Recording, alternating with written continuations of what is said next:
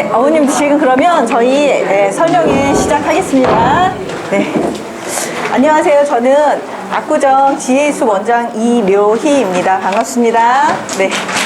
네, 저희가 이제 설명회 안내 문자가 나가고 나서 금방 어머님들께서 아주 그냥 뜨거운 반응을 보내주셔서 되게 감사를 많이 드립니다. 저희 지혜수 압구정점은요, 2017년 11월에 개원해서 지금까지 강남구, 용산구, 서초구, 성동구, 광진구에서 친구들이 공부하러 오고 있거든요. 그래서 사고력 수업을 아주 재미있게 지금 진행을 하고 있습니다. 지금 오늘 저희가 준비해드린 설명회는요, 여태까지는 매 해마다 이제 제가 진행을 해서 설명회를 했는데, 오늘은 좀 특별한 분을 모셨어요. 지혜수 본사가 광주에 있거든요. 그래서 광주에서 이제 사고력 교육연구원 원장님으로 계신 최은아 원장님께서 오셔서 그분이 사고력 수업이 뭔지에 대해서 얘기를 해주실 건데, 제가 이분의 강의를 듣고 이제 어머님도 혹시 걸크러쉬라는 말 들어보셨죠?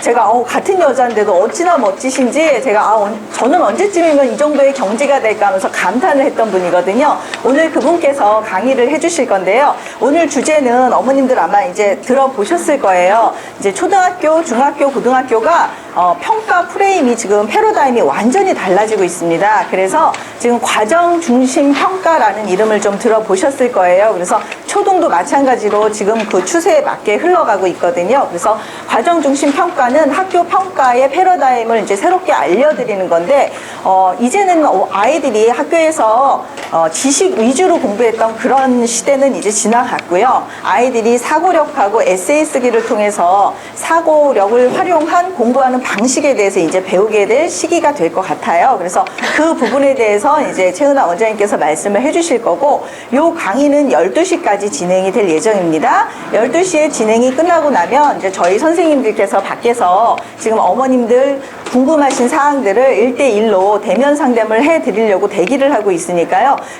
이 강의를 끝나고 나서 궁금하신 부분이 있으시면 나오셔서 저희 선생님들하고 상의를 해주시면 될 것 같습니다. 자, 그럼 이제 최은아 원장님을 좀 소개시켜 드릴게요. 예, 좋은 시간 되세요. 네, 감사합니다. 죄송합니다. 네. 잠깐만요.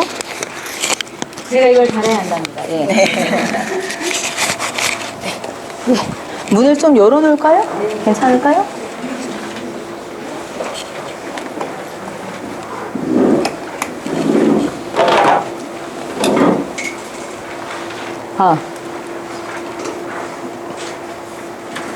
반갑습니다. 예, 혹시 저기 뒤에 앉아 계신 어머님들 제 소리 편하게 들리신가요? 네, 제가 마이크를 좀 쓰다가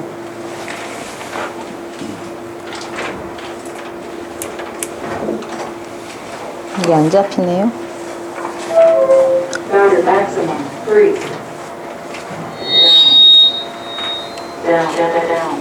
잠시만요.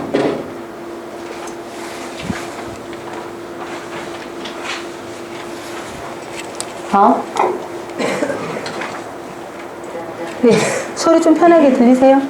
예. 좀 혹시 불편하면 제가 중간에 마이크 내려놓고 진행을 하겠습니다. 방금 제가 어머님들한테 이제 소개 받았는데요. 저는 지혜수 본사에서 여러 가지 이제 어머님들 만나고, 그 다음에 최근에 이제 변화하는 교육 정세들에 대해서 이야기하고, 또 아이 키우는 이야기들 이제 다양하게 하고 다닙니다. 최은아입니다. 반갑습니다. 예. 제가 어제 저녁에 6학년 친구들 수업을 마지막 타임? 7시에 이제 수업을 한 팀 하면서 아이들하고 이렇게 나눴던 이야기가 좀 생각이 나서 그걸로 오프닝을 좀 시작을 해볼 거예요. 여기 혹시 초등학교 고학년 자녀 두신 어머님들, 5학년, 6학년, 저는 늦게 결혼해서 아기를 또 늦게 낳았어요. 지금 초등학교 5학년 남자아이 하나 키우고 있습니다. 5학년 정도 되면 이제 엄마들 고민 많으시죠? 아니에요? 더 빨리 또 고민 시작되나요? 예. 저도 많은 고민을 하고 지금 키우고 있는데, 어제 6학년 친구들하고 이제 수업을 하면서, 그 전주에 수업했던 텍스트가 동물농장이었어요. 조지 오웰의 이제 유명한 고전이죠. 이제 수업을 하고 아이들이 이제 써왔던 에세이 이제 주제가 그 동물농장 이제 간단하게 뭐 스토리 얘기하지 않고요. 그 동물농장에 등장하는 나폴레옹이라는 돼지가 나와. 혹시 읽어보신 엄마들 계실 거예요.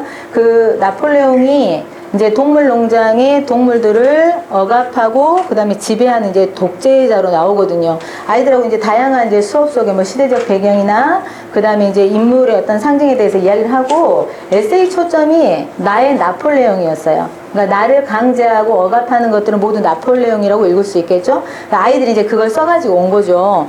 아이들이 가장 많이 이야기하는 공통된 나폴레옹이 누굴까? 자신의 삶을 강제하고 오고 있는 게 다 자기라고 생각하고 있는 거야. 그렇죠? 1번이 엄마입니다. 자, 가장 나를, 그러니까 내 삶을 좌우하는 나폴레옹이 엄마인 거죠. 그 다음 아이들이 또 많이 손꼽는 나폴레옹이 뭘까요? 애들도 양심은 있어. 자, 엄마, 선생님, 학교, 학원, 숙제 이것들이 보통 나폴레옹인데 아이들이 나도 모르게 이끌려가는 그리고 내가 그것에 지배를 받는 나폴레옹으로 가장 또 많이 이야기하는 게 있어요. 맞습니다. 핸드폰 게임이에요. 스마트폰 이야기. 또 어제 이제 발표 수업을 진행을 하다가 친구들이 이제 다수가 스마트폰이 자신의 이제 나폴레옹, 그러니까 자기 힘으로 어찌 해볼 수 없는 나를 움직이는, 이끌어가는 그 나폴레옹에 대한 이제 이야기를 한 거죠. 그래서 잠깐 이야기를 하다가 한 친구가 에세이에서 최근에 그 초등학생뿐만 아니라 모든 학생들한테 한 이슈가 있어요. 이게 아이들의 삶의 문제가 직결되어 있어. 그래서 아이들이 굉장히 관심이 많아요. 지금 며칠 된 이야기거든요. 아이들이 관심 많아하는 문제가 뭘까요? 뭐냐면 게임 중독 질병 문제예요. 그거 보셨죠?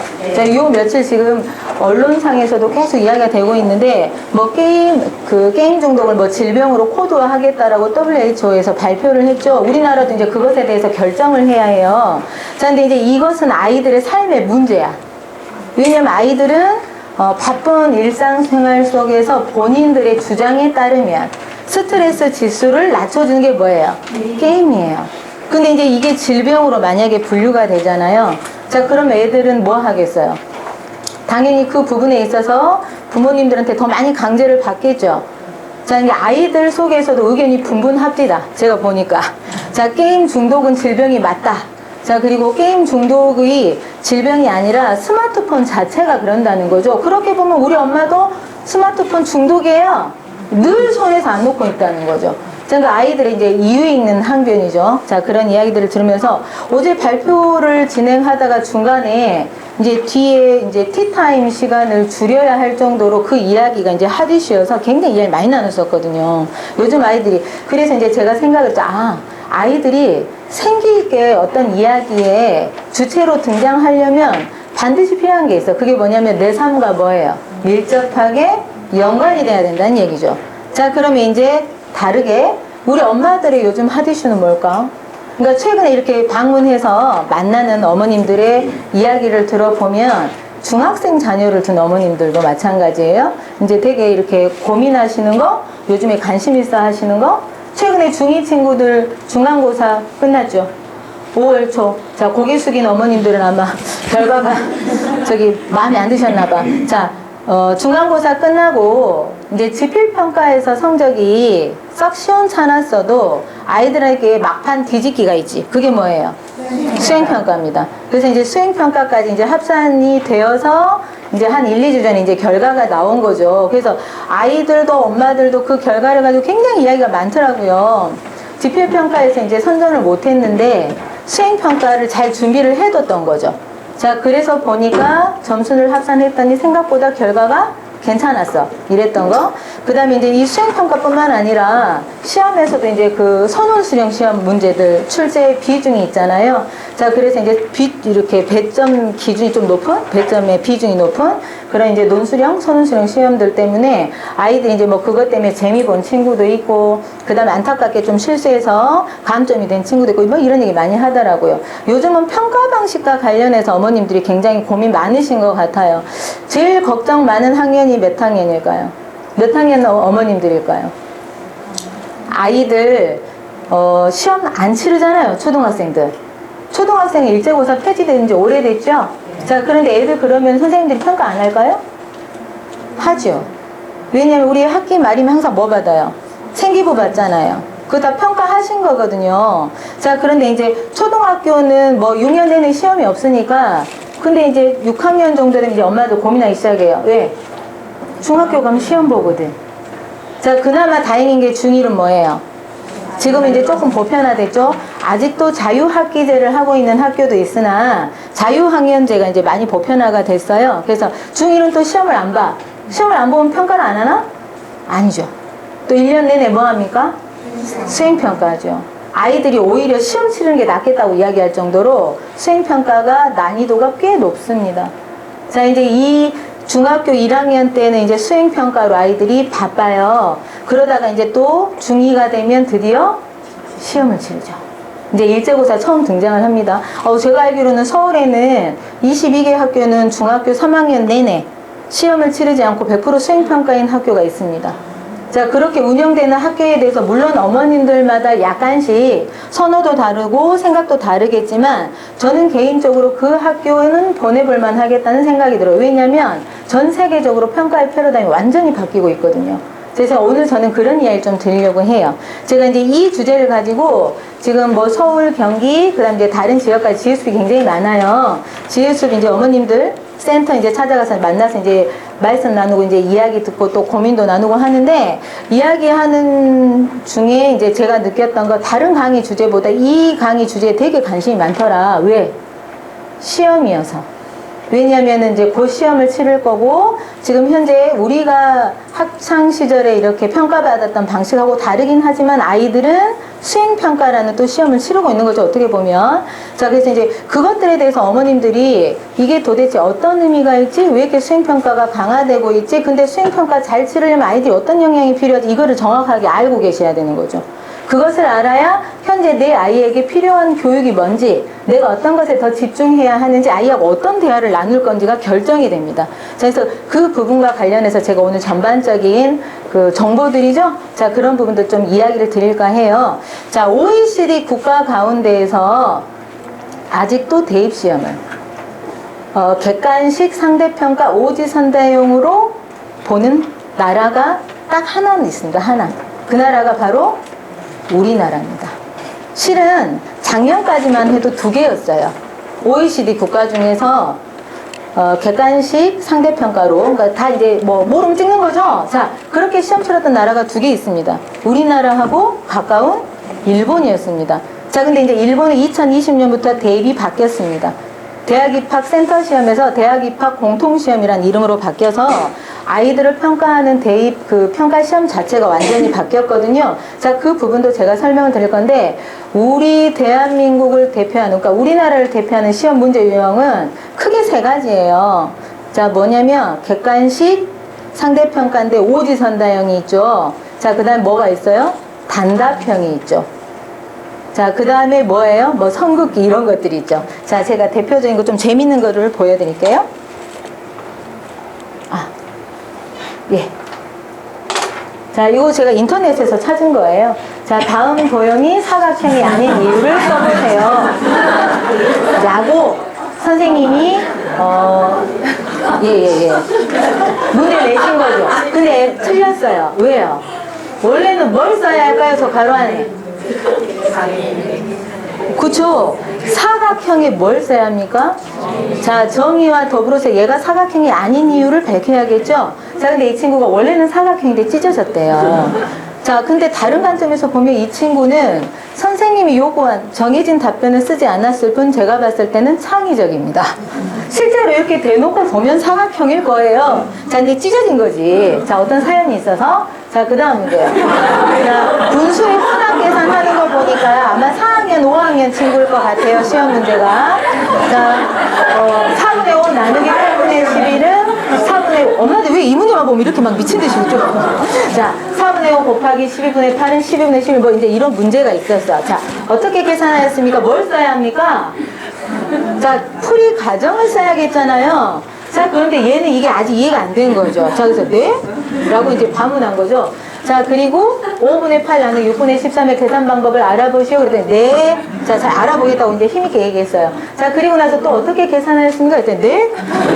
자, 이 친구는 뭐가 안 됐구나? 개념에 대한 이해가 안 됐죠. 자, 어머니께서 나를 낳으신 병원은 어디입니까? 저기 저학년 때 많이 나오는 질문이에요. 자, 이 친구는 멋진 친구입니다. 나는 오지 선다영안에 갇히지 않겠다. 자, 근데 6번을 자기가 만들어줘. 왜냐면 내가 태어난 병원이 여기 없거든. 자, 안과, 원래 답은 뭐예요? 산부인과잖아요. 자기는 메디파크에서 태어났대요. 여기 답이 없잖아. 그래서 자기가 6번을 만든 거죠. 제가 담임이면 동그라미 해줬을 텐데요. 자, 이 친구는 천재입니다. 어디로 연결을 해도 답이 나와요. 이런 친구들을 영재원에서 만약에 시험을 출제를 했잖아요. 그러면 뽑아줘야죠. 굉장히 기지 있지 않습니까? 자, 지금 우자고 실은 본 시험 문제지만 참 안타까운 시험 문제입니다.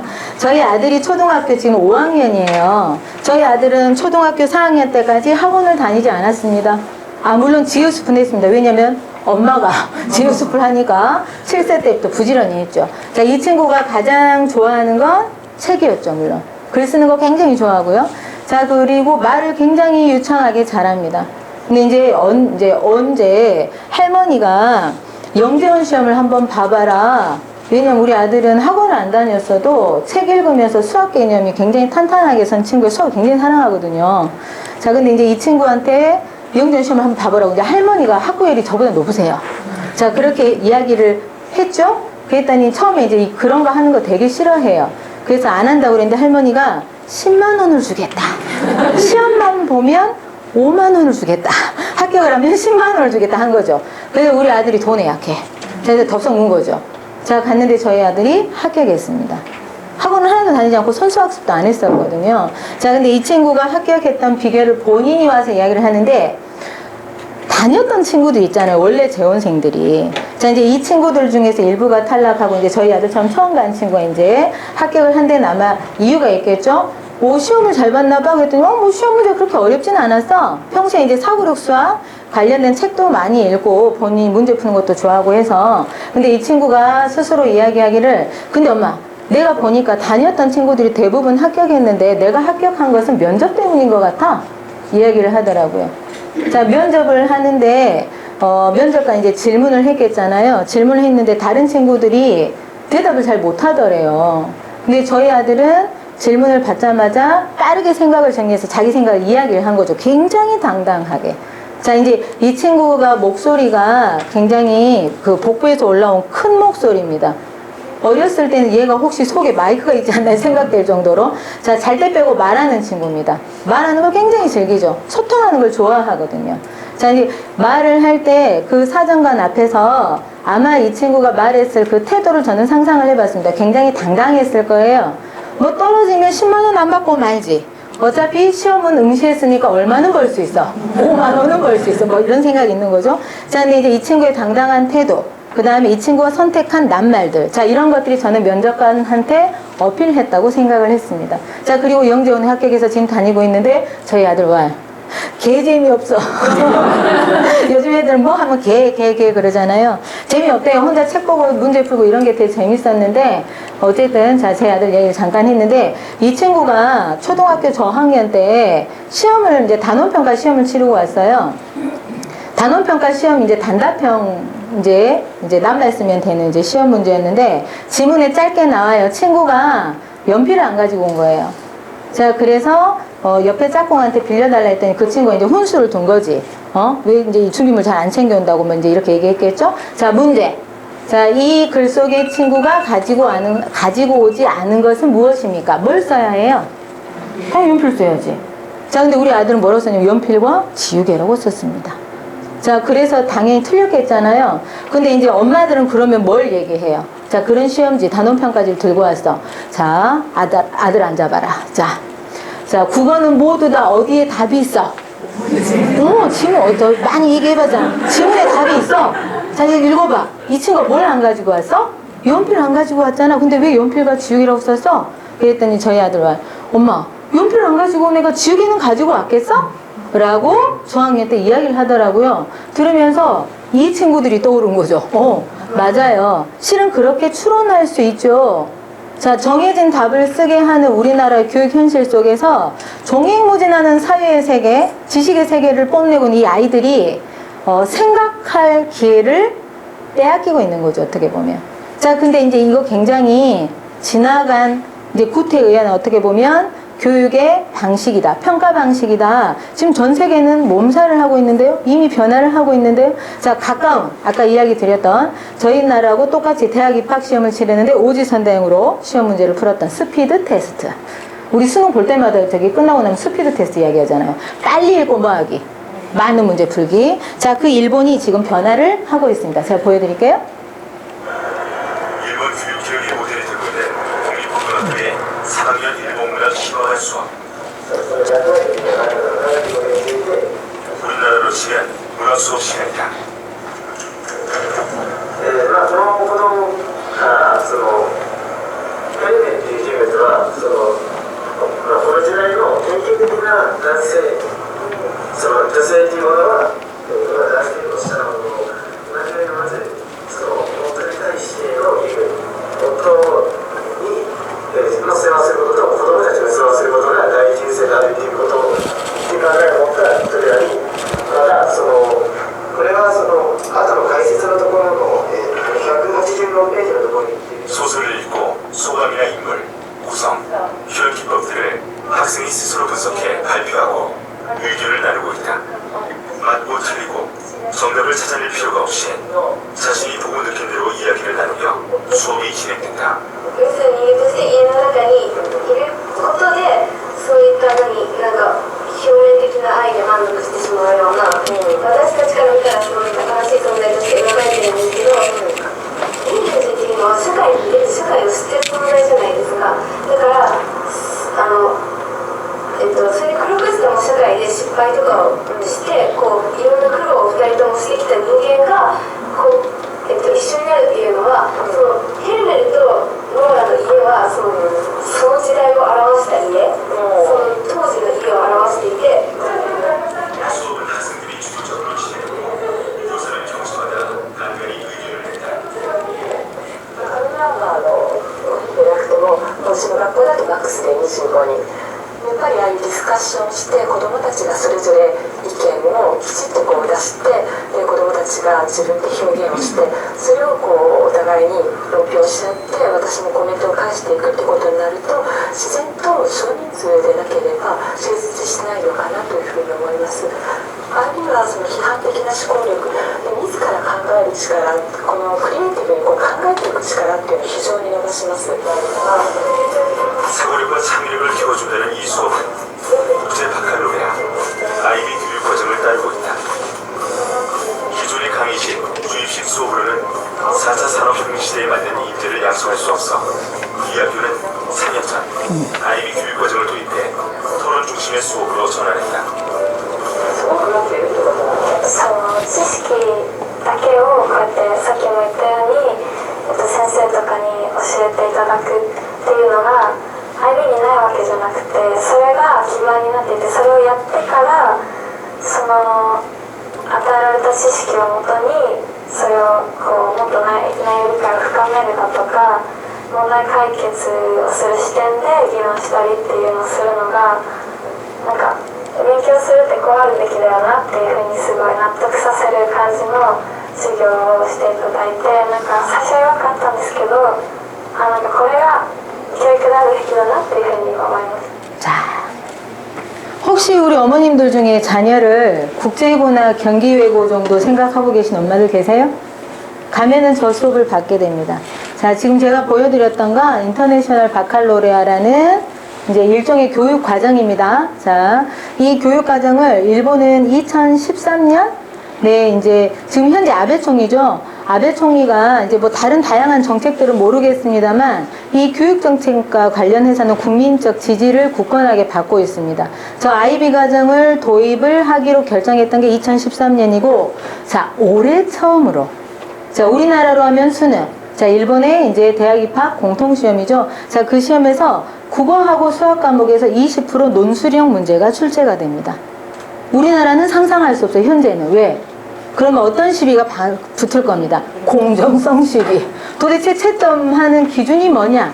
여러 이제 논란이 있을 수 있죠. 자, 물론 일본 사회에서도 그것에 대한 우려를 하는 학부모들이 계실 겁니다. 현재 원래는 이제 국제고나 그다음에 뭐 외고 이제 이런 곳에서 아이비 과정을 도입해서 아이들 교육을 진행을 하고 있는데 공립학교를 200여 개 정도 선정해서 지금 이 아이비 과정을 국가 차원에서 도입을 한 거거든요, 일본은. 자, 그리고 이게 중고등 단위에서 교육하는 것으로만 끝나면 실은 큰 파워를 미치지 못한다.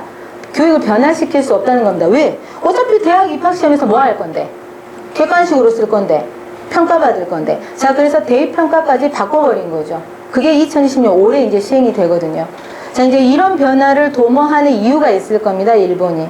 자, 우리 아이들이 살아가는 시대가 이제 4차 혁명의 시대라고 이야기를 하잖아요. 자, 4차 산업혁명의 시대를 앞두고 뭐 호모 사피엔스라는 저자 있죠. 책에 아주 유명한 저자입니다. 유발 하라리가 했던 이야기가 있어요. 불확실성의 시대야, 미래가. 자, 우리가 맞이할, 특히 우리 아이들이 살아갈 시대가 이제 불확실성의 시대라는 겁니다. 자, 근데 그 시대를 살아가는 우리 아이들에게 있어서 유일한 상수는 딱 하나, 변하지 않는 상수는 딱 하나밖에 없어. 그게 뭐냐면 변화라는 거죠. 우리는 변화를 변수라고 생각하잖아요. 자, 근데 유발 하라리가 이야기했죠. 변화하지 않으면 이제 뭐 할 수 없어. 살아갈 수가 없다라는 거죠. 자, 우리 아이들이 살아갈 미래 사회의 문제는요, 지금 작년부터 또 이슈가 됐던 것들을 보면 알 수 있어요. 이제 우리 아이들은요, 입사를 할 때요, 입시뿐만 아니라 입사를 할 때, 인공지능이죠. AI 면접관을 앞에 두고 면접을 치르는 세상을 살고 있습니다. 자, 대기업들이 지금 몇 해 전부터죠. AI 이제 면접관을 채용을 해서 그 면접관이 일반 면접, 심층 면접, 자, 그리고 이제 다른 이제 뭐 사고력을 측정한 이제 이런 문제를 두고 또 면접을 한대요. 자, 근데 이제 그 인공지능이 앞에서 이렇게 질문을 하는 거죠. 자소서를 근거로 해서 일단 일반 면접을 합니다. 자, 그 일반 면접을 하면서 이제 기본적인 질문들을 하는 거죠. 자, 그 다음에 심층 면접은 어떤 상황을 주고, 자, 이 상황에서 어떻게 문제를 해결할 겁니까? 라는 질문을 하는 거죠. 취준생에게. 자, 그러면은 짧은 시간 안에 생각을 정리해서 90초 동안 이야기를 해야 된다 그래요.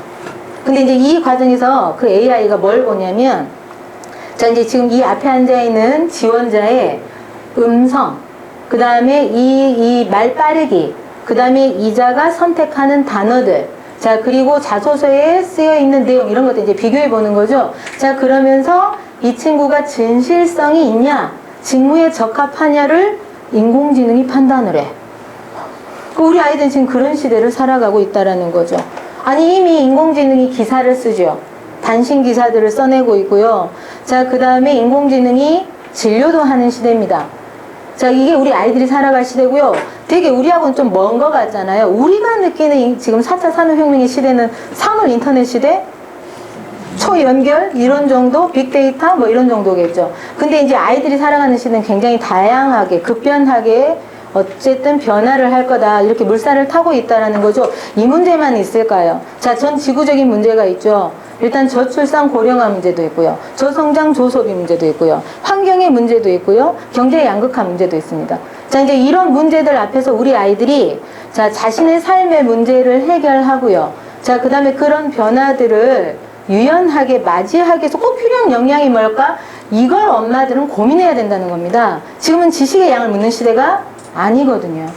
왜냐하면 지식의 양은요, 실은 인공지능을 따라갈 수가 없습니다, 인간들은. 데이터로 이미 많이 축적이 돼 있죠. 자, 짧은 시간 안에 문제 해결법을 빨리빨리 생각해내서 제시를 하거든요. 요즘 아이들 학교 현장에서 심심치 않게요. 구글링해서 정보를 찾습니다. 거기 다 나와 있거든요. 그걸 책을 읽고 아이들이 지식을 예전처럼 암기할 필요가 있을까요? 자, 우리나라 수능시험 보고 나서 아까 스피드 테스트 얘기했잖아요. 자, 그것뿐만 아니라 또 있잖아. 자, 시험 보기 전에 그것을 까먹으면 걔는 성적이 안 나오잖아요. 자, 시험 보고 나서 까먹으면 괜찮아요. 단지 그 차이라는 거죠. 자, 이제 지식을 암기한 시대가 아니라는 겁니다. 자, 이제 이런 시대를 살아가고 있는데, 자, 그러면 우리 아이들이 어떤 역량이 필요한가를 전 세계 석학들이, 미래학자들이 고민했겠잖아요. 자, 그 미래학자들이 이야기하는, 자, 우리 아이들이 살아갈 시대에 꼭 필요한 역량이 이렇게 4가지예요. 자, 비판적 사고 능력과 창의적 사고 능력은 사고력에서 가장 높은 사고력입니다. 자, 어떤 문제에 대해서 문제를 발견하는 것부터, 자, 문제를 다른 관점으로 바라보는 것까지. 자, 이게 비판적 사고 능력입니다. 뭘 부정적으로 보는 게 비판적 사고력이 아닙니다. 자, 그 다음에 창의적 사고 능력은 새롭게 뭐예요? 기존에 있는 것들을 가지고 새로운 문제 해결법을 생각해내는 그런 사고 능력을 이야기하는 거죠. 근데 눈여겨볼 게 있어. 자, 커뮤니케이션하고 콜라보레이션 능력을, 자, 이제 미래 시대를 살아갈 우리 아이들이 미래 인재 역량이 되려면요, 역량을 갖추려면 이 역량이 있어야 된대요. 왜 이 역량이 중요할까? 소통 역량, 그 다음에 협업 능력, 이것들이 왜 필요할까요? 자, 대기업에서 이를테면은 이제 입사할 친구들을 뽑는데 오랫동안 뭘 많이 봤을까요? 현대, LG, SK, CJ, 롯데, 뭘 봤을까요? 당연히 스펙 보죠. 토익 점수 보죠. 자, 오랫동안 봐왔던 것입니다. 자, 그렇게 해서 애들을 뽑았어요. 뽑았는데, 그리고 이제 학교도 이제 괜찮은 친구들이었겠죠? 굉장히 짱짱한 스펙을 갖추고 있던 친구들이 1년도 안 돼서 퇴사하는 경우가 너무 많더라는 겁니다. 그래서 의아했겠죠. 자, 그리고 그것을 추적해서 관찰을 했겠죠. 이 친구들의 공통점이 이 능력이 없었답니다. 어떤 능력? 소통 능력과 협업 능력. 자, 기업은요, 발빠르게 변하는 시장의 문제를 해결하기 위해서 태스크포스 팀을 꾸립니다. 자, 그러면 이제 여러 친구들이 모여 있겠잖아요. 자, 이 안에서 자기 이야기, 자기 주장만을 고집하는 친구가 그 팀 안에서 과연 콜라보를 할 수 있을까요? 그러니까 왕따를 당하는 거예요. 적응을 못 하는 거죠. 자, 이 친구들이 그래서 입사한 지 1년도 안 돼서, 근데 그건 기업 입장에서도 손이죠. 투자하는 비용이 있는데. 자, 그래서 이제 이런 친구들을 보면서 오랫동안 고민한 거죠. 이것은 단지 뭐 우리나라 기업만 고민한 건 아니겠죠. 자, 그래서 미래 사회는 어쨌든 다변하는 사회인데 새로운 문제들을 해결하기 위해서 꼭 필요한 능력은 타인하고 뭐 하는 능력이구나, 소통하는 능력이구나, 콜라보하는 능력이구나. 자, 그래서 이 능력을 키워야 해. 기업이 판단하면, 자, 이게 교육과정으로 바로 내려옵니다. 자, 그래서 아이들이 초등학교 단위에서 중고등학교도 마찬가지입니다만 많이 하는 게 뭐예요? 모든별 수행평가입니다. 교육부에서 모든별 수행평가의 비중을 더 높이라고 지침을 내렸죠. 왜? 그 안에서 뭐 하라고? 하나의 문제를 해결하기 위해서 프로젝트를 완수하기 위해서 아이들이 서로 협력하고 소통하고 하라는 거죠. 자, 교사는 그것을 또 관찰하죠. 그 안에서 리더십을 보이는 친구가 있겠죠. 자기 주장을 하고 이끌어간다고 해서 그게 리더십이 있을까요? 아니죠. 자, 다양한 의견들을 뭐 하고 잘 듣고, 자, 그 다음 문제 상황이 생겼을 때, 갈등이 생겼을 때 그것을 뭐 하는 능력, 그쵸? 조율하는 능력, 관리하는 능력. 자, 이런 능력들을 갖고 있는 친구들이 리더십이 있는 거죠. 자, 이 역량들을 초등 단위부터 쭉 중고등 과정까지 키워야 해. 자, 그래서 기업이 필요한 인재들을 이제 뭐 하는 거야? 어려서부터 교육시키는 거죠. 그래서 모든별 수행평가가 많습니다. 근데 우리 중등 제자들 보면 제일 힘들어하는 게 뭐예요? 모든별 수행평가입니다. 왜냐면 내 아이는 준비가 돼 있는데 같은 팀원 아이 중에서 안 들어오는 친구들이 있겠잖아요. 잘. 그 아이들이 답답해져. 아니, 혼자 하는 게 더 낫겠어 얘기하지만 그 과정에서 이 팀 안에 팀워크를 발휘하지 못하고 밖에 있는 아웃사이더 친구들을 끌어당긴 능력이죠. 자, 이런 역량을 갖고 있는 친구가 뭐예요? 역량이 높다고 평가받을 수 있다는 겁니다. 그래서 그건 안타까워할 일이 아니고, 아이가 만약에 그런 고민을 이야기를 한다면 그런 친구들하고 어떻게 소통할 건가에 대해서 진지하게 아빠, 엄마 같이 고민해 주는 게 오히려 아이 성장에 맞다는 거죠. 자, 이제 이런 시대를 살아가고 있는데요. 자, 이제 일본은 아주 단순한 어떤 사건이 있었습니다. 이슈화됐던. 그것 때문에 저 아이비 과정을 이제 받아들였던 거죠. 노리코 아라이라는 박사가 있었어. 자, 이 박사가 자기가 만든 인공지능이 있었어요. 토다이라고. 얘를 도쿄대 입학시키겠다. 일본의 명문대학이죠. 자, 그걸 선언을 한 거예요. 그게 2013년 그 즈음해였을 거예요. 근데 이 친구가, 이제 토다이라는 애가 명문대인 도쿄대 입학해는 실패했습니다만, 그 해에 대학 입학 센터 시험에서 상위 20% 안에 든 거예요. 일본 사회가 발칵 뒤집혔죠. 왜? 20% 안에 든 애들은 그래도 괜찮아. 왜? 인공지능보다 우리가 좀 낫잖아요. 자, 근데 나머지 80%는요, 그 다수는요, 로봇보다도 못하다는 거지. 뭐에 있어서? 지식의 양에 있어서. 이렇게 계속 교육해 갔다가는 나중에 애들이 일자리도 없겠구나. 700개 익숙한 일자리가 사라진다는데? 자, 이제 이런 고민 속에서 교육과정이 바뀌어야 돼. 근데 교육과정만 바뀌는 건 의미가 없어. 뭐도 바뀌어야 돼? 평가의 패러다임도 바뀌어야 해. 자, 그래서 이제 전 세계적으로 평가 패러다임이 이렇게 바뀌고 있습니다. 미국하고 핀란드는요, 성적표가 사라져버렸습니다. 대입이에요. 자, 역량 중심의 평가를 도입을 했어요. 동그란 이제 원 안에 이 각종 8개 역량인 거죠. 리더십, 아까 얘기했던 팀워크, 여기서도 지금 이야기 나오죠. 진취성, 적응력, 이런 것들을 보고 이걸 가지고 대학 입학에 반영을 하는 겁니다.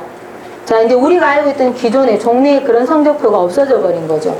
자, 일본은 방금 이야기 드렸던 것처럼 IB 교육과정을 2013년에 도입해서 현재 200개의 공립학교에서 교육을 진행을 하고 있고요. 그리고 2020년 대학 입학 시험에 반영을 하는데 이 수업 자체가 발표하고 아까 그 친구들 발표했던 거 보셨잖아요.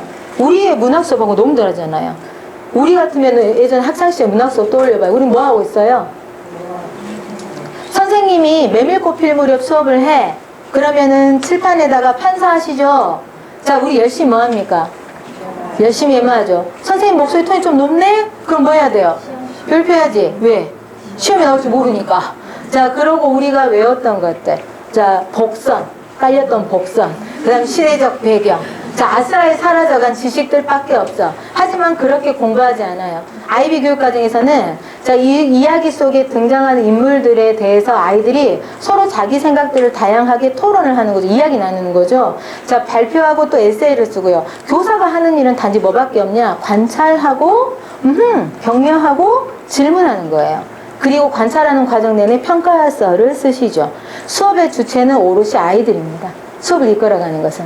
자, 성취도의 기준은 분명하겠잖아요. 자, 이 과정에 아이가 얼마만큼 몰입하고 있냐?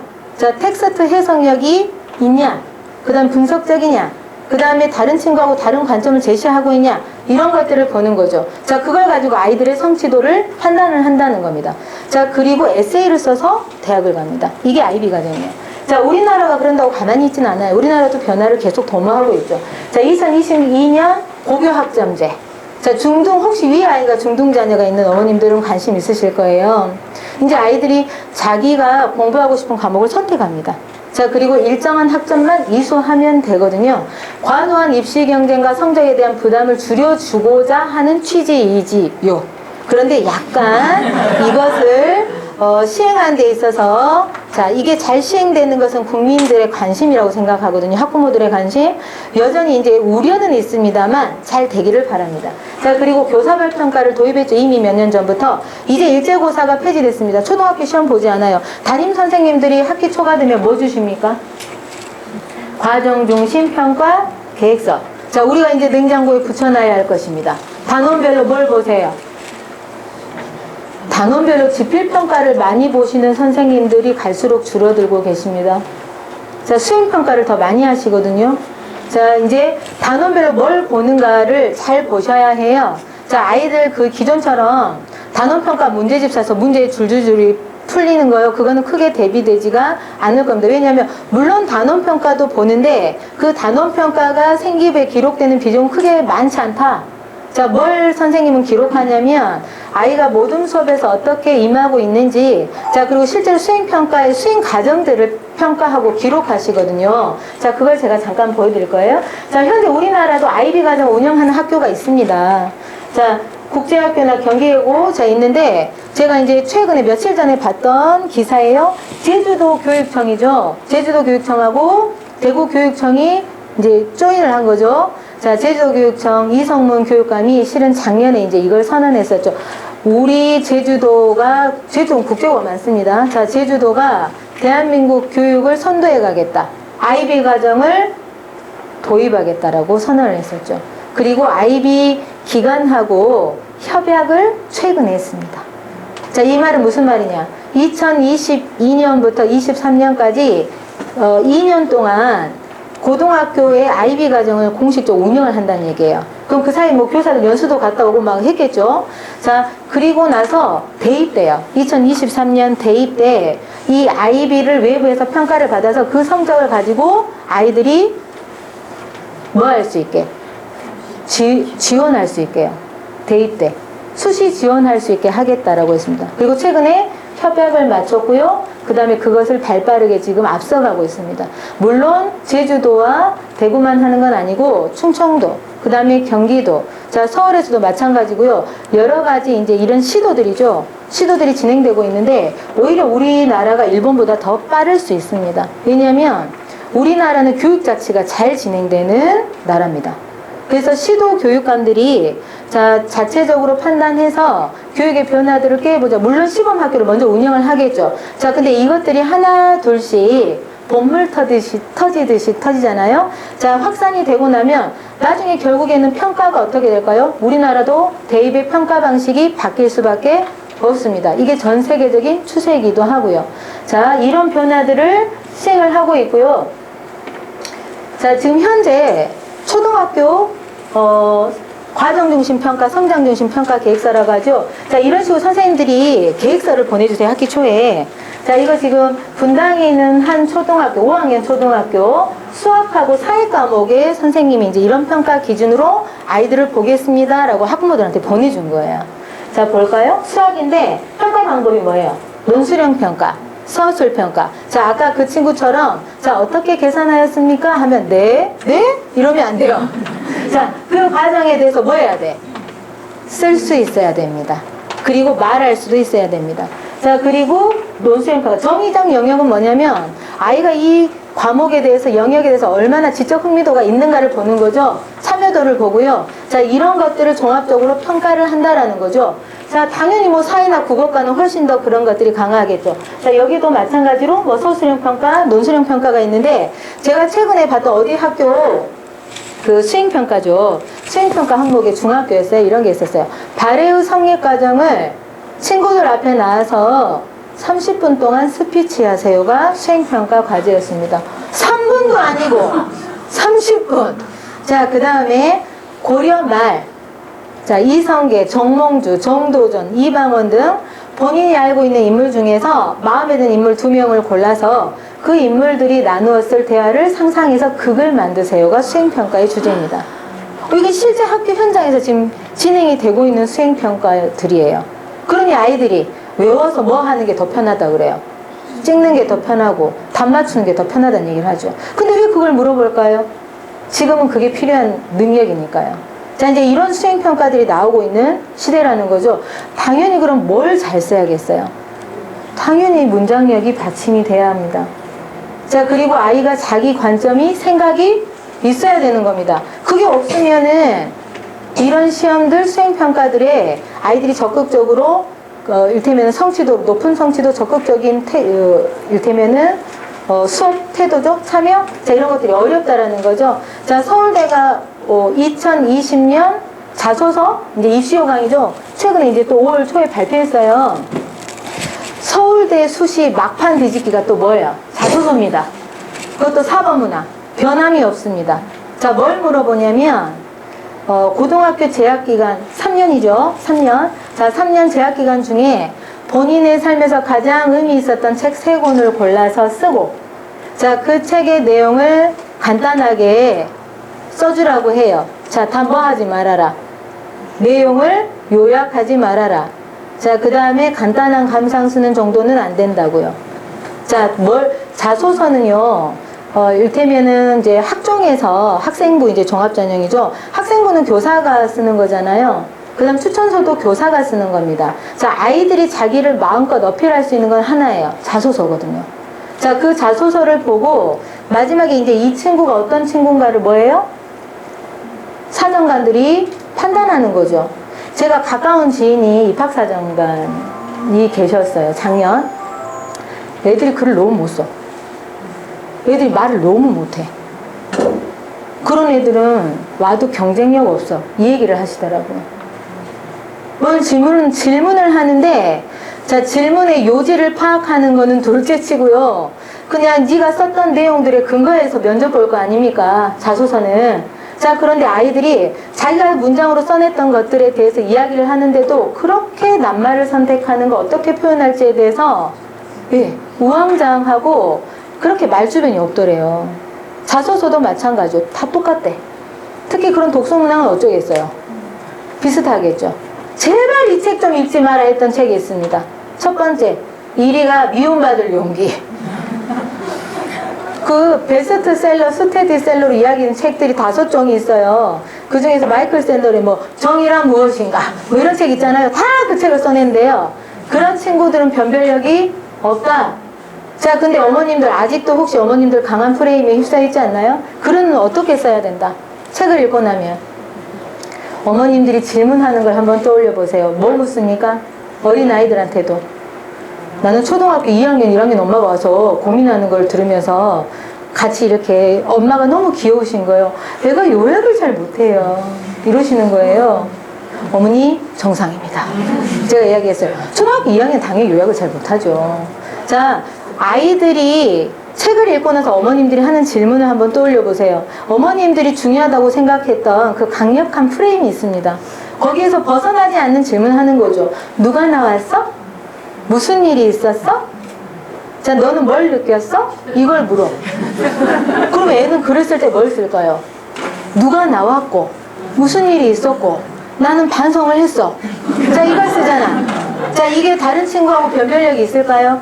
자, 그게 독서 감상글입니다. 자, 독서 감상글의 프레임을 벗어 던지세요. 지금 이제 그런 걸 묻지 않는 시대입니다. 자, 제가 어머님들한테 깊이 있는 이해, 이거는 이제 넘어갈게요. 깊이 있는 이해를 위해서 이걸 먼저 얘기를 해줬어야 됐는데요. 자, 이제 아까 이야기했던 것처럼 평가의 패러다임이 바뀌었잖아요. 그러니까 다른 나라의 이제 사례들인 거죠. 자, 영국의 우리나라의 수능이죠. 자, 영국은 A레벨, 독일이 아비투어입니다. 자, 그 다음에 프랑스 바칼로레. 여기 시험들은 뭐 그 대입뿐만 아니라요. 내신 자체가 다 논서 수령이거든요. 자, 그래서 주어진 시간을 주고 질문이 있으면 그 질문에 대해서 자기 생각을 쭉 풀어가야 되는 거죠. 몇 자, 1000자 이렇게. 자, 특히 프랑스 바칼로레아 시험은 철학 문제가 그 해에 출제가 되면 온 프랑스인들이 관심을 갖는 화두래요, 화두. 자, 이제 이런 질문이 나오는 거예요. 우리는 진실을 포기할 수 있는가? 네 생각을 써라는 거죠. 자, 욕망은 무한한 것인가? 어머님들 2시간 동안 1000몇백 자 요거 쓰실 수 있겠습니까? 이거 대학 입학시험입니다. 자, 지읒습한 친구들은 쓸 수 있습니다. 자, 타인을 심판할 수 있는가? 자, 이런 주제들을 가지고 에세이를 쓰는 거죠. 자, 마찬가지예요. 아이비 아까 이제 소개해드렸던 인터내셔널 바칼로레아 문제도 자, 행복을 타인들이 나를 받아들여야 이루어진다고 생각하는 반면에 어떤 사람들은 행복은 우리가 스스로를 받아들일 수 있을 때 뭐 이루어진다고 주장해. 너는 어떻게 생각하니? 형식은 뭐 해? 상관없어. 자, 아카데믹한 에세이로 쓰든지 설명하는 에세이로 쓰든지 편지로 쓰든지 그건 네 마음대로 하세요. 자, 단 이 주제에 대해서 네 생각을 쓰는데 150에서 250 단어 분량으로 글을 써라는 거죠. 감상글 쓰는 것 정도로는 준비가 안 된다는 거죠. 원래 우리나라가 실은요 논술의 선구자였잖아요. 조선시대 과거 시험은요 바칼로레아 시험보다 더 주제가 핫했죠. 자, 세종 때는 신문제사였잖아요. 자, 경천동절 문제죠. 노비 또한 하늘이 내린 백성인데 그처럼 대대로 천한 일을 해서 되겠는가? 네 생각을 써라. 자, 세종대왕을 우린 알잖아요. 장영실이란 노비를 등용했죠. 자, 이 세종대왕이 냈던 과거 시험 문제에 만약에 굳건한 신문제사의 옹호자가 자기의 생각을 썼어. 근거가 있는 건 상관없어요. 자, 근데 그 유연함들을 좀 발휘했던 친구들은 아마 눈에 보였겠잖아요. 그 다음에 국가일법이 엄중하고 정밀하지 않는 것도 아닌데 왜 범법자가 줄어들지 않냐? 네 생각을 써라. 자, 그 다음에 교육이 가야 할 길은 뭐냐? 네 생각을 써라. 원래 우리나라는 이렇게 시험을 치렀었죠. 자, 근대가 되면서 일제강점기 지나고 우리나라의 교육과정과 입시제도는 전부 다 일본에서 들여온 겁니다.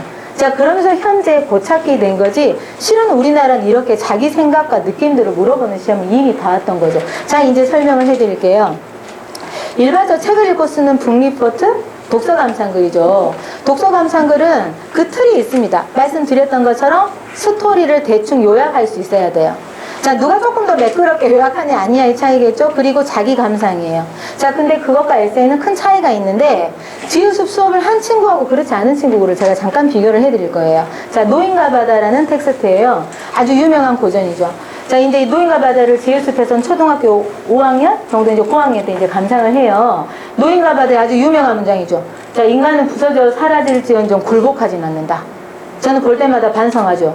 저는 그냥 죽기 죽고 싶지는 않아요. 그래서 굴복할 것 같은데요. 자, 어쨌든 이 작품 속의 이 명문장과 더불어서 우리 아이들하고 수업하면서는 자, 이제 노인과 바다에 등장하는 노인.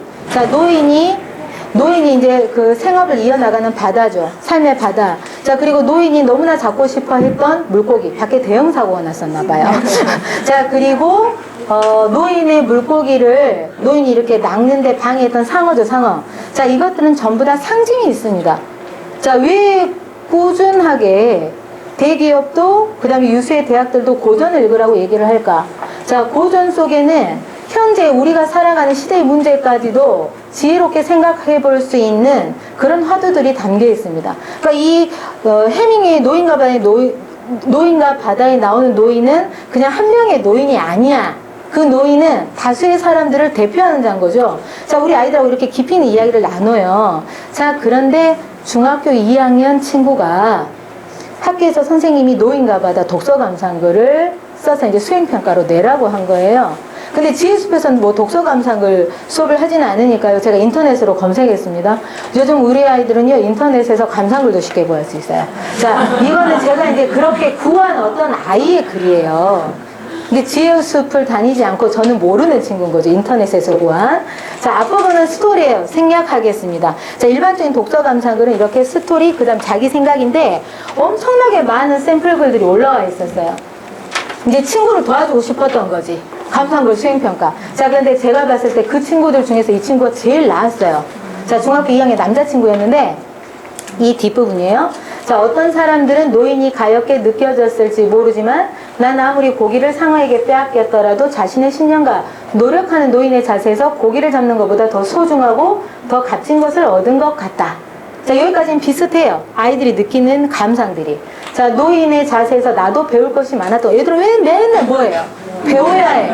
고전 외국이야. 자, 예를 들면 포기하지 않는 신념이라든지 급하게 하지 않고 차분히 기다려줄 수 있는 인내심, 또는 이틀 동안이나 큰 물고기와 싸워 지쳤으면서도 상어와 싸울 수 있는 강인한 정신력들 같은 것들 말이다. 자, 이 책을 다 읽으니 제가 이 친구가 그래도 군계 일학이다 생각했던 건 바로 이 마지막 문단 때문입니다. 자, 이 책을 다 읽으니 갑자기 내 머릿속에 노인과 바다의 모습이 떠오르면서 노인이 겪는 괴로움과 아픔 그리고 외로움까지도 내 머릿속에 생생히 떠올랐다.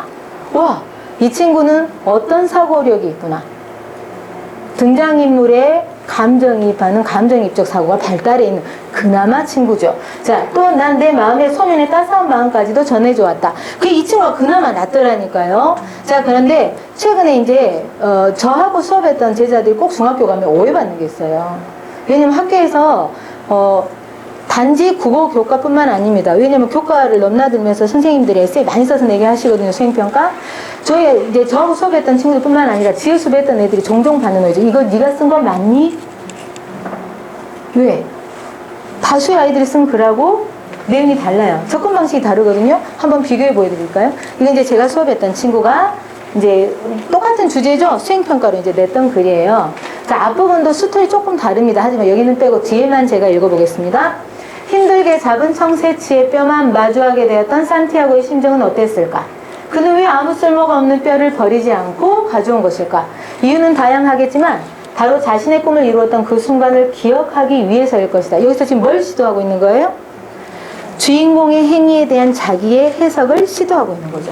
자, 청새치를 잡게 되었을 때의 쾌감, 그리고 청새치를 잡으려 온갖 노력을 했던 땀방울 하나하나까지도 노인에게는 청새치의 살점보다 더 가치 있고 중요한 것이 아니었을까?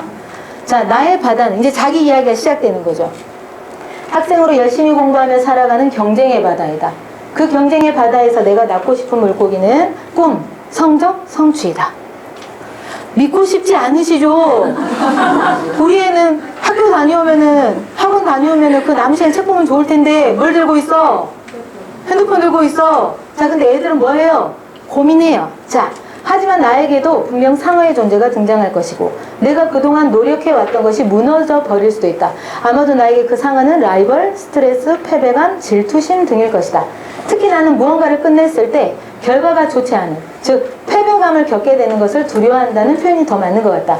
나의 목표, 꿈을 향해 노력해보지도 않고 아직 일어나지도 않을 일에 대해 걱정한 나의 모습은 노인 산티아고와 정반대되는 것 같다.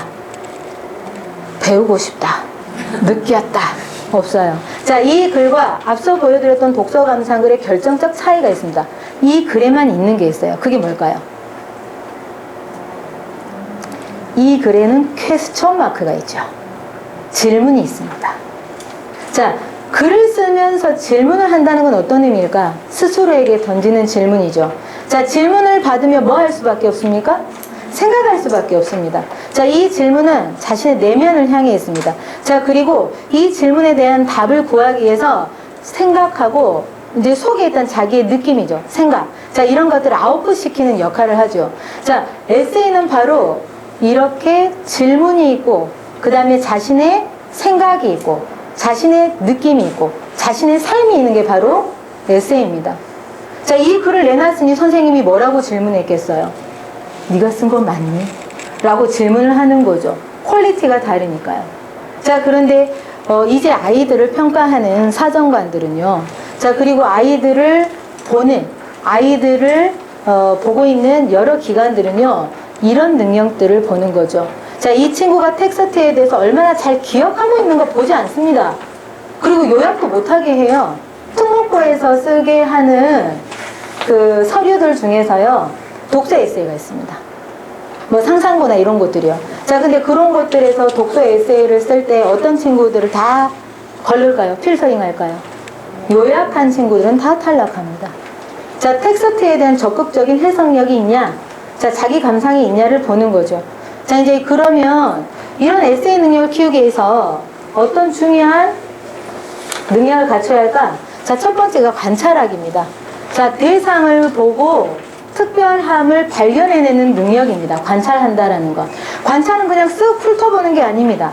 자, 어떤 것을 다른 것과 비교해서 공통점과 차이점을 찾을 줄 알고, 자, 그 다음에 그것의 특징과 개성을 발견할 수 있는 거죠.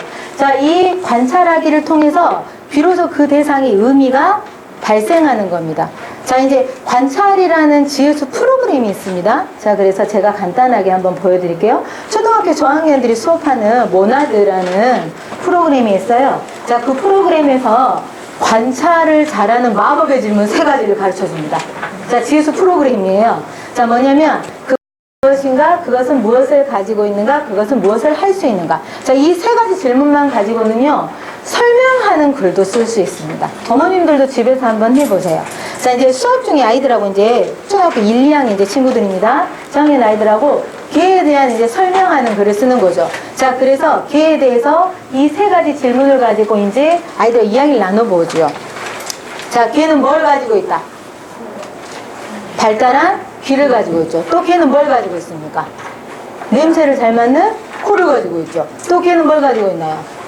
잘 달리는 발을 가지고 있죠. 자, 그리고 개는 주인을 보면 꼬리를 반갑게 흔들 수 있지요. 낯선 사람을 보면 무섭게 지저댈 수 있지요. 자, 이런 이야기들을 쭉 나눠보고 나서 아이들하고 결론 내죠. 아, 개는 뭐구나. 인류의 오랜 친구구나. 실제로 역사 속에서 인류가 가장 먼저 키웠던 가축이 개였고, 가장 먼저 먹었던 것도 개였습니다. 자, 요렇게 해서 아이들하고 같이 이야기를 나눠보죠. 자, 이야기를 나눠보는데 개 갖고만 하면 재미없으니까 우리 남편을 잠깐 등장시켜 볼까요? 자, 우리 남편은 직업을 가지고 있습니다. 다행이죠. 저만이라면 이 어려운 시대에 어떻게 살겠어요? 억울하지 않아요. 자, 우리 남편은 두둑한 지갑을 가지고 있다. 남자들은 현금을 항상 많이 챙겨들죠. 자, 그래서 빼가도 잘 몰라요. 자, 우리 남편은 두둑한 뱃살도 가지고 있습니다. 자, 우리 남편은 뭘 할 수 있다? 분리수거를 잘 할 수 있다. 자, 우리 남편이 이제 40 후반이 되니까요, 저하고 드라마를 함께 보면서 눈물을 잘 흘립니다. 자, 본인의 설명에 따르면 에스트로겐이 요즘에 너무 과다 분비가 돼서 드라마를 보고서 눈물이 난다 하더라고요. 그리고 저하고 같이 웃을 수도 있습니다. 자, 그래서 제가 결론 내렸죠. 우리 남편은 어지간하면 참고 살아야 되는 나의 평생의 동반자다. 자, 아이들은 보이지 않는 것도 이 관찰을 통해서 글을 쓸 수 있습니다. 웃음은 보이지 않잖아요. 자, 보이지 않는 것을 아이가 에세이로 쓸 수 있습니다.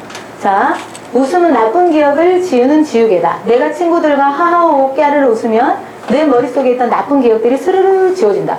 웃음은 나쁜 기억을 지우는 힘이 있다. 자, 웃음은 마음을 여는 열쇠다. 동생이 나한테 화나서 징징거릴 때, 본인도 1학년이라 어린데 동생은 더 어려서 징징거린대요. 자, 내가 다가가서 살며시 웃어주면 다시 마음을 열고 논다. 웃음은 마음을 여는 열쇠를 가지고 있다. 웃음은 엄마로부터 날 구해주는 일을 한다. 엄마가 머리끝까지 화가 나서 머리에 불이 나기 직전에 웃음이 없었다면 난 무사하지 못했을 것이다. 바로 직전에 웃음이 엄마를 웃게 한 것이다. 이 엄마는 착해요. 우리 애 야단치고 있는데 애 앞에서 웃으면 뭐라고 해요? 왜 웃어? 애가 아무 말도 안 하고 고개 숙이고 있으면 또 뭐라고 그래요? 왜 대답 안 해? 라고 얘기를 보통 하잖아요, 화나면. 엄마 착한 거죠. 자, 겨울에 웃음은 추운 우리의 몸을 따뜻하게 하는 일을 한다. 웃음은 우리를 따뜻하게 하는 힘을 가졌다. 웃음은 나의 멋진 친구다. 보이지 않는 건데 웃음이란 낱말 하나를 가지고 이런 글을 쓸 수 있죠. 학교에서 선생님이 자, 슬픔에 대해서 글을 써봐, 웃음에 대해서 글을 써봐, 초등학교 아이들 그런 에세이 쓰게 하거든요. 자, 그럼 이 친구는 충분히 멋진 에세이를 썼죠. 다른 주제로도 그렇게 쓸 수 있을 겁니다. 자, 에세이를 잘 쓰기 위해서는 어쨌든 관찰을 잘해야 돼요. 자, 두 번째 필요한 능력은 낯설게 보기입니다. Make strange. 자, 여기 보면은 지읒숲의 명화사고력 프로그램이 있습니다. 자, 유명한 세계 화가, 우리나라 화가들의 그림을 보고, 자, 그리고 사고력을 키우는 수업입니다. 자, 이제 거기에 등장하는 작품들이기도 한데, 자, 첫 번째 작품은 살바도르 달리의 바다까지 전화기라는 작품이에요. 자, 두 번째 그림은 르네 마그리트의 붉은 모델. 자, 그리고 세 번째 작품은 마르시엘 쥐샹의 샘이라는 작품이고요. 자, 이거 똑같이 르네 마그리트의 이것은 파이프가 아니다. 자, 요 네 작품 보면서 어떤 느낌 드세요? 오, 멋지고 아름다운 작품이에요. 이 생각이 들기 전에 어때요? 오, 이상해. 너무 낯설어. 왜 수학이 바닷가재가 있지? 뭐 이런 거죠.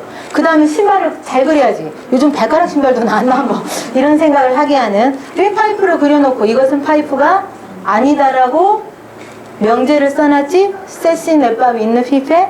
자, 이유가 있겠죠. 자, 낯설게 보게 함으로써 뭐 하나요? 생각하게 합니다. 자, 우리는 고등학교 때 이거 배웠어. 낯설게 하기라는 개념을 문학 시간에 배웠었거든요. 시를 쓸 때 중요한 사유 기법 중에 하나가 make strange예요. 자, 그럼 당연한 것에 대해서 뭐 할 수 있어야 될까? 질문할 수 있어야 됩니다. 자, 어머님들은 역사하면 뭐가 떠오르세요? 우리는 역사하면 보통 뭘 떠올리나요?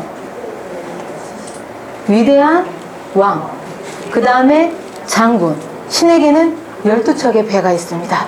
자, 그 다음에 아주 유명한 유적지, 유물들을 떠올립니다. 자, 우리가 알고 있는 것은 기록된 역사죠.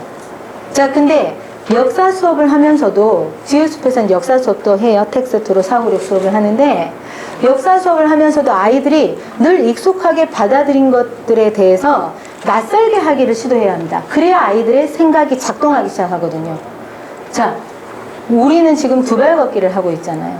자, 근데 이건 너무 익숙하고 당연한 거죠. 자, 근데 아이들에게 두발 걷기가 선물이라는 생각을 갖게 해주는 거죠. 자, 낯설게 보기. 자, 지금 이 베르톨트 브레이트는 독일의 아주 유명한 극작가예요. 자, 이 사람의 어느 책 읽는 노동자의 의문이라는 시를 보면 우리가 역사하면 보편적으로 생각하는 것들이 아닌 다른 것들이 등장합니다. 자, 중간쯤 볼까요? 만리장성이 완공된 날 밤 벽돌공들은 어디로 갔던가? 우리는 이거 질문하지 않죠. 우리는 그냥 중국 하면 뭐만 떠올립니까? 만리장성만 떠올립니다. 기억하면 된다고 생각하죠. 하지만 망각된 역사에 대해서 질문하고 있죠. 자, 그래야만 뭐 할 수 있다? 생각할 수 있다. 그리고 다른 관점에서 대상을 볼 수 있다는 겁니다. 자, 피노키오 책을 읽고 나서 엄마들은 뭘 생각해야 된다고 이야기하죠. 피노키오 읽고 나서 애가 거짓말을 하면 안 된다는 교훈을 알면 된다고 생각해요. 하지만 애들이 그 책 읽는다고 거짓말을 안 할까요? 그러진 않아요. 자, 아이들에게는 피노키오가 왜 거짓말을 했을 때 하필이면 코가 길어졌을까? 차라리 이런 질문이 났습니다. 자, 그리고 코가 길어진다는 거 몸이 변화를 하는 거잖아요. 자, 그러면서 거짓말은 타인을 속이니까 나빠, 이렇게 접근하는 게 아니에요. 이건 도덕적인 접근이죠. 교훈적 접근이고. 자, 거짓말을 했는데 내 몸이 변화를 한다는 건 거짓말이 타인을 속이기 이전에 누구를 먼저 속이는 거예요? 자기 자신을 먼저 속이는 행위라는 겁니다. 자, 그것을 아이들이 생각할 기회를 주는 거죠. 자, 박씨 부인전을 읽었어. 우리나라 유명 필독고전이죠. 중등 필독고전. 박씨 부인은 왜 이름이 없을까? 질문 안 해보셨죠? 자, 이런 걸 질문해야 된다는 거죠. 자, 그래야 조선시대 여성들에 대한 생각을 아이들이 할 수 있다라는 겁니다. 자, 낯설게 보기가 두 번째 에세이를 잘 수 있는 비결 중에 하나입니다. 보이세요? 혹시 디아더스 영화 보셨습니까? 네, 그 일부예요. 보세요. What's the ghost on top? Right, they had ghosts and skeletons. Something written here. Wait!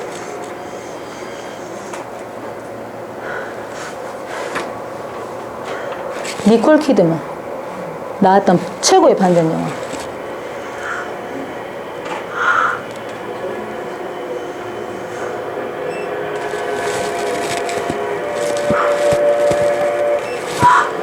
자신이 집에서 일하던 3명의 하인이 알고 보니 죽은 자였던 거예요.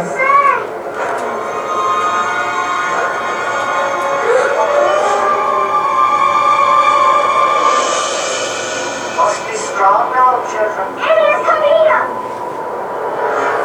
No, please don't tell mommy we run away. Just speak to them! Why? They're dead! What? They're ghosts! Please come here!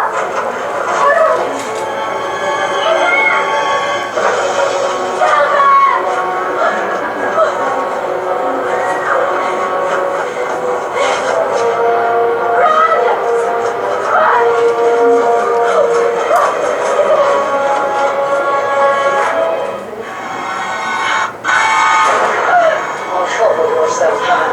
Tuberculosis finished us off. Open hearts and shrivel.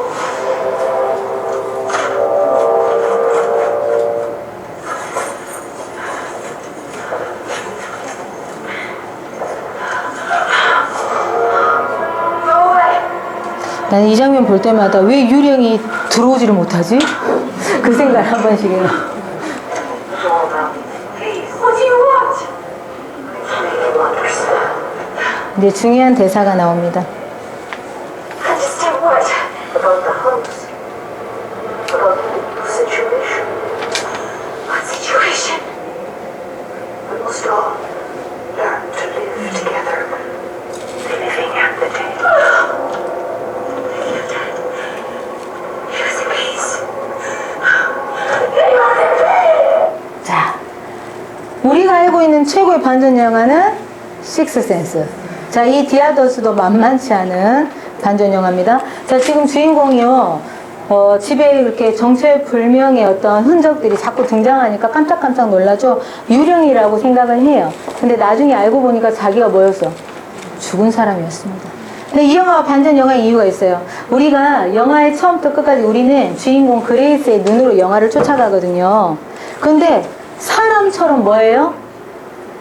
행동하고 밥을 먹고 그 다음에 성경을 읽어요. 그 다음 과학적 사고를 하죠. 자, 이제 이런 그레이스를 보니 우리가 저게 유령일까라고는 의심을 하지 않는 거지. 근데 나중에 알고 보니까 본인이 죽은 자였던 거예요. 자, 이제 이 영화를 가지고요. 요즘은 중고등학교에도 교과서에 영화 연극 텍스트들이 굉장히 많이 등장을 합니다. 자, 이 영화 속의 제목이 디아더스예요. 타자라는. 이거는 철학 개념이거든요. 자, 이제 아이들하고, 자, 또 에세이를 잘 쓰게 하는 방법 중에 하나. 물론 지혜숲에서 이렇게 항상 수업을 하죠. 통합하는 겁니다. 자, 타자라는 개념을 다루고 있는 다양한 영역의 텍스트를 가지고 와서, 자, 이 타자라는 개념을 어떻게 이야기하고 있는가를 같이 보는 거죠. 자, 이 텍스트들을 분석하고 해체하고 또 통합시키고 융합시키면서 자기 생각들을 이제 가져가는 겁니다. 자, 여기 보면, 자, 정글북을 썼던 아주 유명한 작가예요. 키플링. 자, 키플링이 타자? 다른 사람이죠. 번역하자면. 자, 타자에 대해서 이제 이런 이야기를 하고 있어요. 백인이잖아요. 자, 우리는 허약하고 열등한 민족을 보살필 책임을 신으로부터 부여받았다. 자, 그래서 노예되는 아프리카의 기독교와 문명을 전파하는 것이기 때문에 아프리카를 구원하는 수다. 이건 철저하게 누구의 관점입니까? 유럽 제국주의 관점인 거죠. 자, 타자에 대해서 억압하고 배척하는 스탠스, 입장을 취하고 있는 거죠. 자, 다르게요. 동양에서 노자는 도덕경에서 이렇게 얘기를 했습니다. 있음과 없음은 서로를 낳아주고 어려움과 쉬움은 서로를 전제로 성립하며 길고 짧음은 상대를 드러내주고 높고 낮음은 서로에게 기대며 악과 서로를 뒤따른다. 반대되는 낱말들이죠. 자, 이 개념들이 서로에게 뭐하다? 필요하다라는 얘기죠. 자, 타자에 대한 입장이 굉장히 다르죠. 자, 이제 이런 것들, 이런 텍스트들, 다양한 텍스트들을 가지고 아이들과 함께 타자라는 개념에 대해서 우리는 그러면 삶의 어떤 태도와 가치관을 가질 것인가. 아이들이 써서 내는 에세이들은 대부분 그 친구의 삶의 태도와 가치관을 묻는 것들입니다. 자, 그래서 끊임없이 아이들에게는 그런 것들이 물어져야 되는 거죠. 특히 철학적인 주제라면. 자, 이 수업을 하고 나서 한 친구가 쓴 글이에요. 다 읽기는 어렵고요. 자, 엄마들도 그러죠. 잘 어울려 다니는 엄마들은 우리지. 하지만은 또 같이 어울리고 싶지 않은 엄마들은 뭐예요? 저 엄마들이지. 타자들. 자, 타자에 대해서 우리는 어떤 입장을 가져야 할까? 자, 우리에겐 동일자보다는 타자가 더 많다. 그만큼 적을 많이 두고 있다는 소리이다. 그래서 우리는 이따금 자신이 외롭다고 느끼게 되는 것일까? 이 친구도 지금 질문하고 있죠.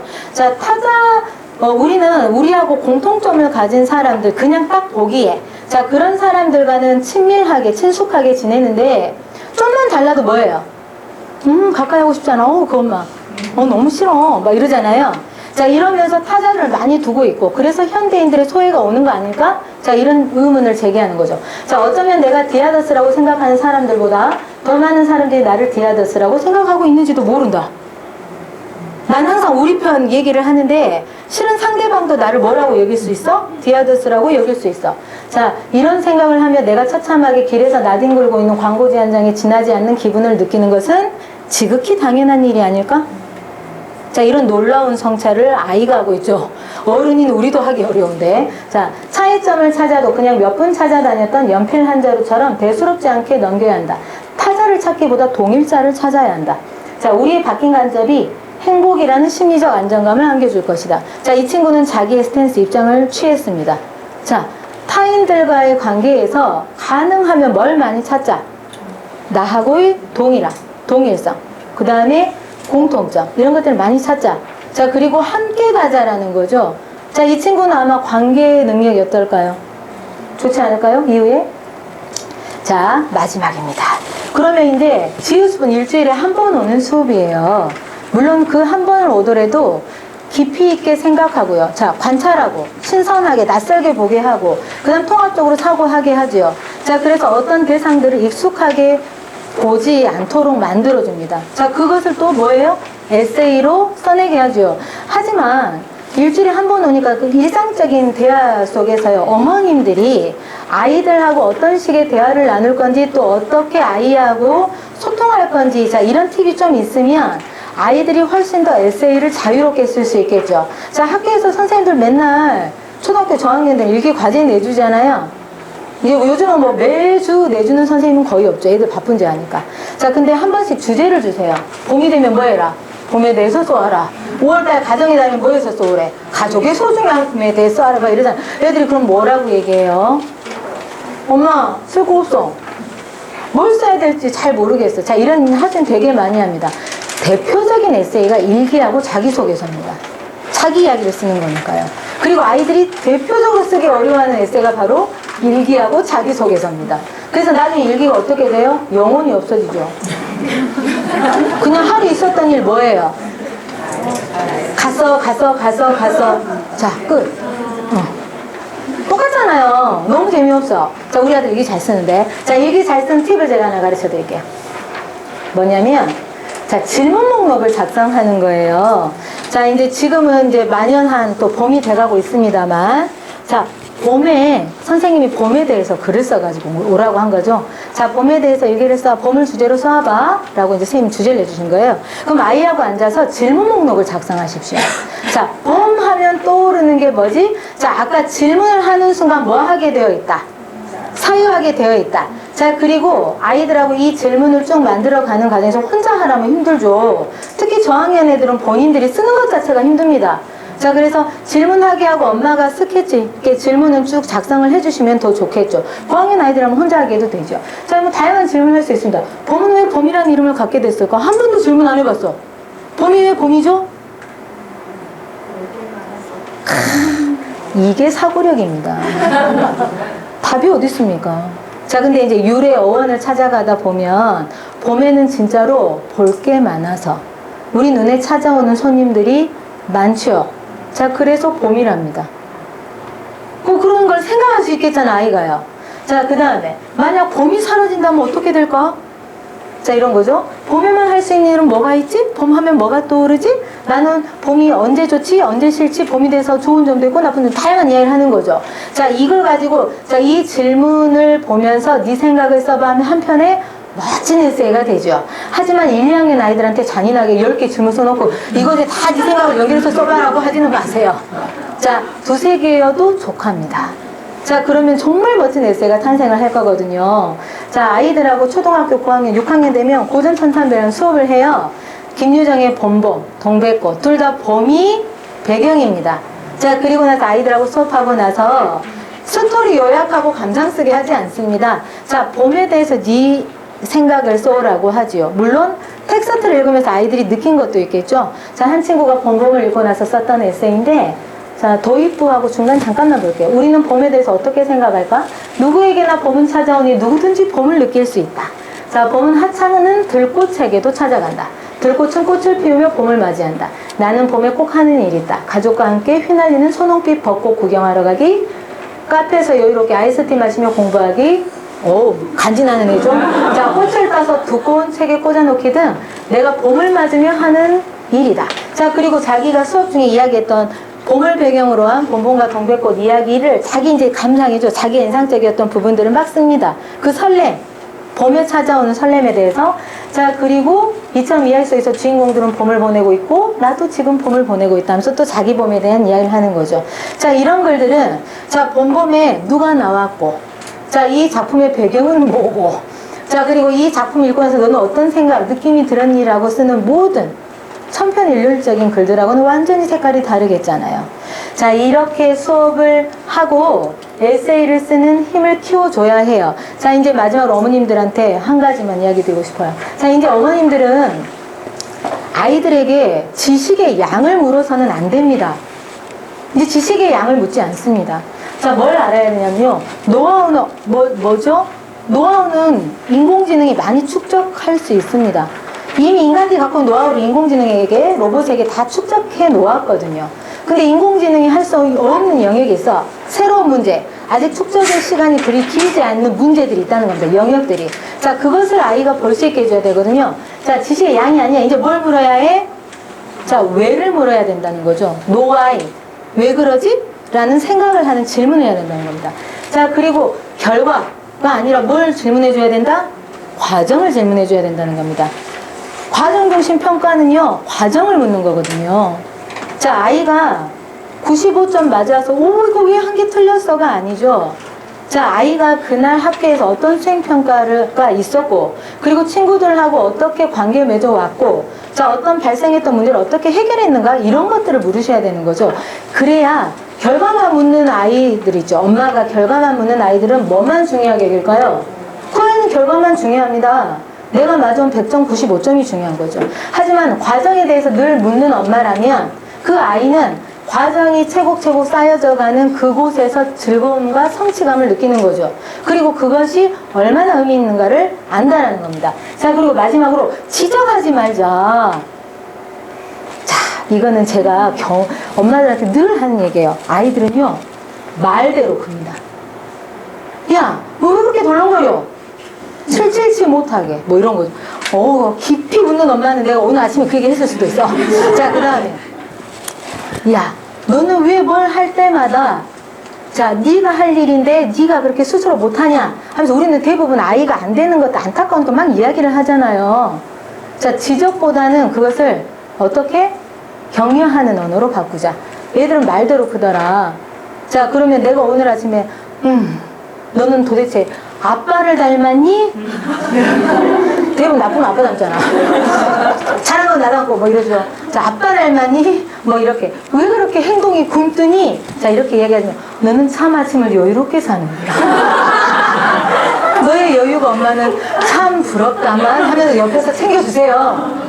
자, 그리고 아이의 이름을 저장해 놓은, 제가 우리 그 가까운 지인 선배 언니가 있어요. 그 선배가 사춘기를 극렬하게 낳았던 자기 아들 때문에 정말 도인이 되셨습니다. 자, 그리고 그 아들을 결국은 고대를 합격을 시켰어요. 자, 그 선배가 도인이 됐는데 비결이 뭐요? 내가 질문을 했지. 자, 그랬더니 자, 핸드폰에 써있는 이름을 바꿔라. 천운을 타고난 누구. 부르는 대로 뭐 한다? 큰다. 자, 그 다음에 뭘 해도 잘하는 누구. 가능성으로 가득 찬 누구. 자, 자녀의 이름을 그렇게 바꾸십시오. 자, 그러면 마법처럼. 말은 마법이라고 그랬습니다. 자, 그 마법처럼 내 아이는 정말 그렇게 잘할 거거든요. 자, 내가 그렇게 열심히 불러줘도, 자, 변화하는 이제 이 교육 현장에서 아이들이요, 우왕좌왕합니다. 지금 초등애들은 그래도 괜찮아요. 왜냐면 나중에 분명히 평가 방식 다 바뀔 거거든요. 대입 바뀔 겁니다. 장담컨대. 자, 그런데 현재 중고등 아이들은 아직은 힘들죠. 제가 수업했던 제자예요. 고등학생 제자가 학교 수행평가로 써낸 자유 에세이예요. 제가 이거를 얘가 메일로 보내왔는데 보면서 찡했어요. 짠한 우리 강아지들. 고등학교 가서 고민하는구나. 지치구나. 자, 울지 말아요. 자, 있잖아. 내 목 뒤에선 좋은 향이 나. 간사한 일교차가 느껴지는 환절기였다. 나는 항상 이름 없는 것들에게 다정한 이름을 붙여주기를 바랐다. 환절기, 계절과 계절 사이의 상, 사소하고 간지러운 것들이 어떨 땐 인생의 전부이기도 하니까 형태나 본질을 통칭하는 이름 말고 더 가치를 쫓아야 했다. 물론 이 또한 거칠에 불과하기도 한다. 나는 미래 지향적인 삶을 지향한다. 훗날이라고 시작하는 말을 하는 것을 꺼렸다. 내가 미래를 꿈꾸며 살아가는 것에 대해 느끼는 감정이 부정적인 것을 보아 나는 그런 삶을 지향하는 게 맞는 듯하다. 현재를 살기를 바랐다. 지금도 여전히 그렇다. 내가 숨쉬고 살아가는 한날 한시를 즐기고 싶다는 말이다. 단순히 5년 후, 1년 후, 내일의 내가 아니라 지금 살고 있는 순간의 나를 돌봐야 한다. 우리는 언제나 미래만을 위해 살아간다. 오늘의 내가 행복하지 않다면 성인이 된 후에 내가 과연 행복할까? 요새는 나의 행복이 가장 큰 고민이자 할 일이 된 것 같다. 동경, 잠, 또 다른 지식, 소음이 없는 음악 감상, 이런 게 내 행복이다. 인간의 간증을 시험하는 나날들 사이에 살고 있는 트임. 그곳에 가만히 길을 대어보면 길 속에 잤던 고인물이 스륵 하고 흘러내린다. 알 수 없는 온기가 느껴진다. 또 나는 흘러가는 구름, 황혼에서 멈춰선다. 빛의 투가 이런 소소함 사이에 살아간다. 나를 채운 것은 또 나를 가볍게 만든다. 환절기에는 곧잘 감기가 된다. 훌쩍이거나 몸의 온도를 못 이겨 주체 못한 울음이 터지기도 한다. 또 나의 입 끝에는 형태없는 고로가 맴돈다. 모든 것은 나의 안에 있고 또 없다. 정답은 항상 없다. 그러기에 내가 아직 살고 있고 눈을 뜨고 하늘과 마주한다. 어지럽다 숨소 없는 낱말들이 줄을 선다. 그동안 잠 못 이루던 새벽을 모으면 바다를 건널 수 있을 것만 같다. 그리고 손을 건네면 닿을 것만 같다. 무기의 재단은 누구도 손댈 수 없다. 말했듯이 정답이 없어서 살아간다. 모두. 우리는 손톱이 빠져도 새로 눈을 떠야 하고 이가 아려도 내일을 위해 잠을 이루어야 한다. 이름 없는 것들에게 안부를 묻는다. 손을 내민다. 고등학교 제자예요. 고등학교 가면 아이들 몇 시에 집에 와요? 그래요. 엄마들 저기 미안하니까 같이 잠 못 자죠. 12시, 뭐 1시. 그 시간에 돌아와서 또 뭐 합니까? 물론 학교 과제하고 학원 과제하고 이러느라고 너무 지치죠. 자, 또 새벽같이. 그 사이사이 아이들이 이런 고민들을 하고 삽니다. 난 지금 현재가 중요한데 현재를 저당 잡혀서 우리 아이들은 미래를 위해서 살고 있죠. 자, 근데 이 친구는 작가가 꿈이에요. 아마 이렇게 자기를 성찰하고 반성하는 게 아닙니다. 자기의 삶을 돌아보고 나한테 의미 있고 중요한 게 뭔가를 생각하는 내면의 근육이 강한 아이들. 자, 이런 아이들이라면, 자, 이 친구는 어디에 갖다 내놔도요, 좋은 대학 나와도 취업 못하고 힘들어하는 아이들 되게 많죠. 자, 어떤 일을 해도 이 친구는 건강하게 잘 살 수 있을 거라고 저는 생각합니다. 자, 그래서 제가 어머님들한테 하고 싶었던 이야기는 그거예요. 애들은 말대로 크니까 오늘부터 가서 어쩌자. 내 아이를. 자, 매우 긍정적인 언어로 불러주자. 자, 그리고 아이를 지적하지 말자. 뭐 하자? 격려하고 긍정하자. 자, 내가 나오는데 우리가 결국 바라는 건 그거 아닌가요? 아이의 행복이죠. 자, 끝내랍니다. 오늘 제 강의 끝내겠습니다. 예.